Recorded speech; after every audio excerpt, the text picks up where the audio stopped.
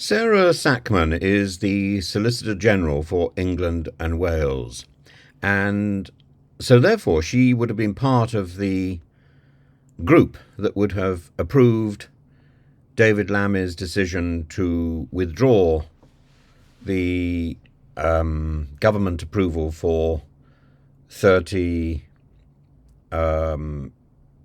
companies sending weapons to Israel. And Sarah Sackman has nevertheless written a letter to David Lammy to pass on the concern and upset expressed by her constituents in Finchley and Golders Green this week over the decision that her own department had approved. She says many constituents are upset and angry about the timing of the announcement, which, as you know, came shortly after the murder of 6 hostages by Hamas terrorists. And she is supported, I believe, by Dan Tomlinson and David Pinto-Dushinsky.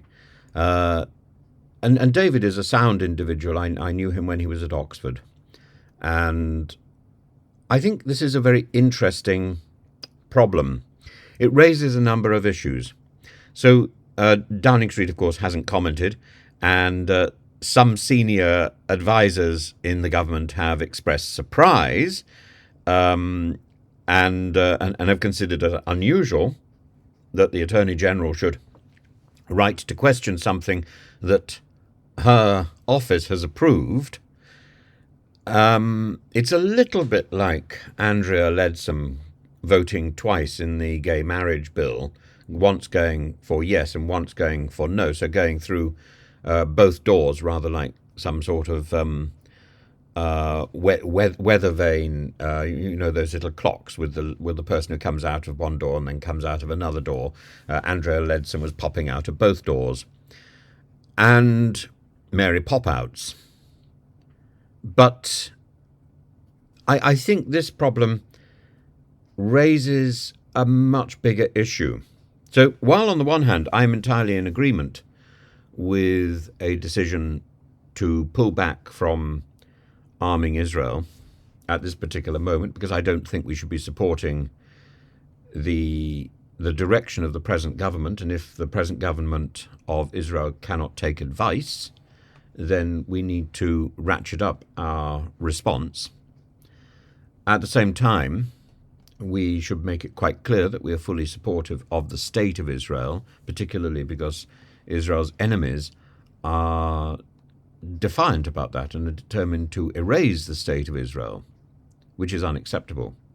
But at the same time, there is another issue, that we are increasingly looking unreliable. And this is something that was started by the last government and something which the present government, in this particular instance as well, is encouraging, that when we give our word, that is no longer a certainty. We are no longer bound by our word. We broke our word, particularly when it came to Afghanistan and our undertaking to the people who helped the British Army in Afghanistan, that we would help them. We haven't kept our word. And now we're doing the same sort of thing in Israel. So the wider impact of this, Sackman is quite right.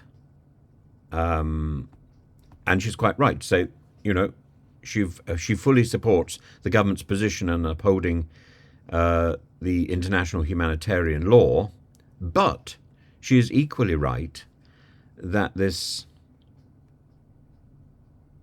signals yet again that Britain cannot be trusted. And we need to look at this seriously. And although I think it would be perfectly reasonable not to give any more companies approval for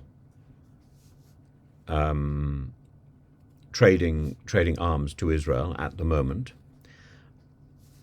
I would personally have stopped short of pulling back on agreements already made, for precisely that reason, that we don't look as if we can keep our word. And we need to do so.